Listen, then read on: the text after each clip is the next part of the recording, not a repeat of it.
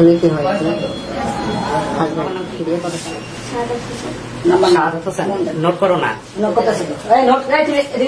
আসসালামু আলাইকুম বন্ধুরা, সবাই কেমন আছেন? আশা করি অনেক অনেক ভালো আছেন।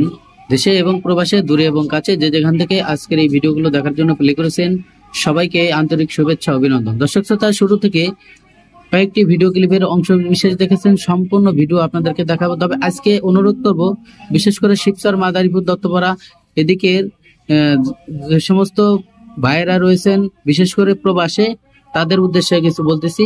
দেখেন, আপনারা প্রবাসে যাইয়ে, আমার চ্যানেলে অনেক প্রবাসী ভাইয়ের ভিডিও আছে, অনেক ভাইয়ের রিকোয়েস্ট করেন এবং অনেক ভাইয়ের তথ্য দেন, ভাই এই ভিডিওটি আপনি নিয়ে কিছু কথা বলেন। দর্শক শ্রোতা, আপনাদের উদ্দেশ্যে বলতে চাই যে দেখেন, আপনারা প্রবাসে যায়, যারা প্রবাসে যায় একমাত্র তারাই জানে যে কতটা কষ্ট এবং কতটা পরিশ্রম করলে মালিক তাদেরকে টাকা দেয়, এবং সর্বোচ্চ চেষ্টা দিয়ে, মনে করেন ঘুমানোর আগ পর্যন্ত কাজ চালিয়ে যায়। অসুখ নাই, বিসুখ নাই, তাদের মনের কোনো বিলাসিতা নাই, মনের কোনো চাহিদা নাই, শুধু চাহিদা একটাই, অনেক টাকা কামাই করতে হবে আর সেই টাকা বাড়িতে পাঠাতে হবে স্ত্রী সন্তানদের জন্য, স্ত্রী সন্তানদেরকে ভালো রাখার জন্য, ভালো পরিবেশে থাকার জন্য। মা বাবার মনের চাহিদা পূরণ করতে হয়। বাবা মা অনেক টাকা খরচ করে আমাকে প্রবাসে পাঠাইছে, মাসিক অনেক ভাই কিস্তি উঠায় প্রবাসে যায়। তো তার যে যায় সেই জানে যে তার যন্ত্রণা। অনেক ভাই যায় তো কাজ পায় না, অনেকে যায় কাজ পায় না, চাকরি পায় না, অনেক মালিক ভালো থাকে না, বেতন পায় না ঠিক মতো, অনেক ভাই টাকা ঠিক মতো বাড়ি পাঠাইতে পারে না, বিভিন্ন সমস্যার কারণে জর্জরিত হয়ে থাকে।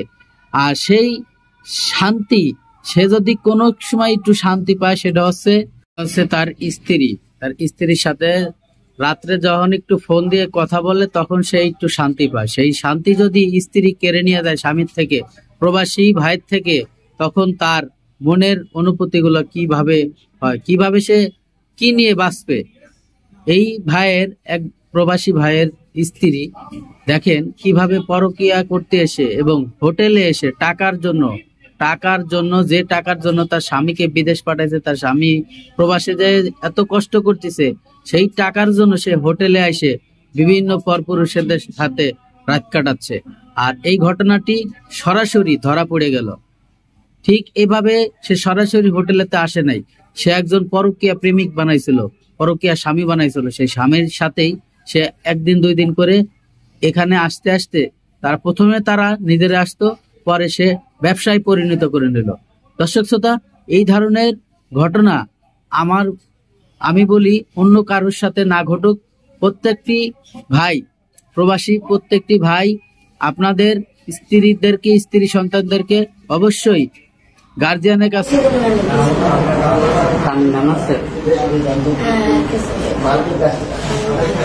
দেশে বাড়ি কোথায় আপনার?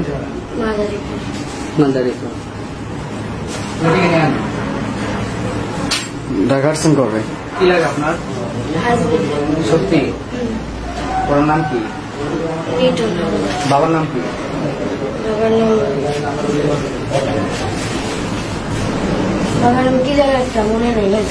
কয় বছর হয়েছে বিয়ে করছেন? কতদিন হয়েছে?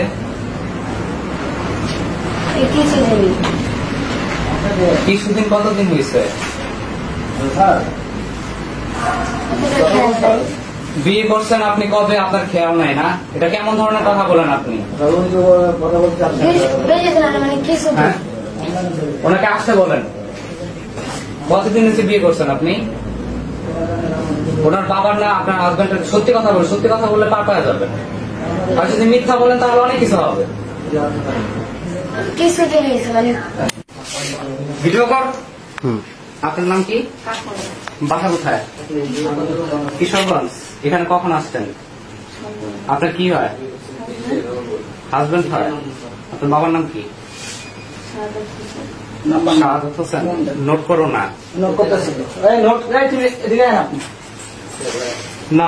নাও।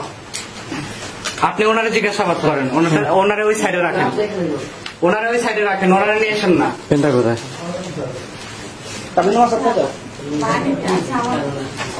আপনি একটু উঠেন। ওড়না ওড়না কোনটা? এটা না, এটা না, এটা না। ওনার নাম ঠিকানা গুলো নেন। নামটা কি আপনার?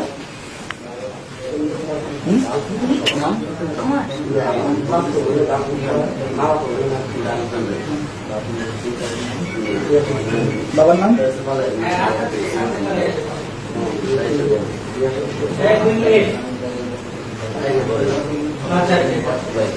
নাম